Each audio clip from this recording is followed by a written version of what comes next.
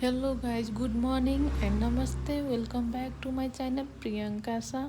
अनि आज हेर्न सक्नुहुन्छ बिहान बिहानै पानी परेर पुरा मौसम उज्यालो भयो थियो र आज सटरडेको दिन कति धेरै काम हुन्छ हजुरहरूलाई पनि थाहा होला। काम गर्दा गर्दै आज थाकियो, तर मलाई जानु थियो आज बाहिर, त्यही भएर छिटो छिटो काम गरेँ।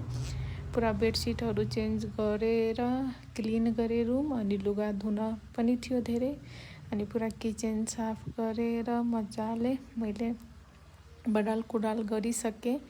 हेर्न सक्नुहुन्छ म कति क्लिन गरेँ। आज सटरडेको दिन मात्रै एक दिन पाइन्छ सफा गर्नलाई, त्यही भएर टाइम निकालेर सफा गर्नुपर्छ।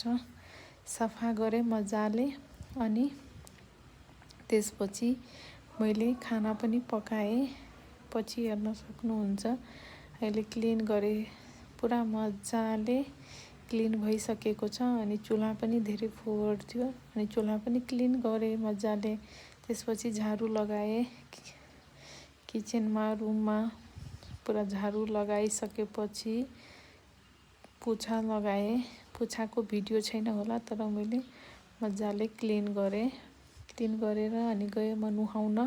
नुहाएर लुगा धुएँ, अनि मैले नुहाएर आइसकेपछि चिया पकाएँ 3 कप दिदी र म, अनि दिदीको साथीको लागि। अनि हेर्नु एकैछिनमा बिहान कस्तो थियो मौसम र एकैछिनमा पानी पर्न थाल्यो।